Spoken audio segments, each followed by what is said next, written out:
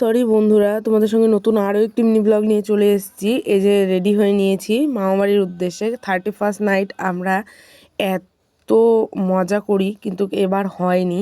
তো সেই কারণে আমাদের 1 জানুয়ারিতে আমাদের ডেকেছে মামাবাড়িতে, সেই উদ্দেশ্যে মামাবাড়ি যাচ্ছিলাম। হ্যাপি নিউ ইয়ার তোমাদের সবাইকে।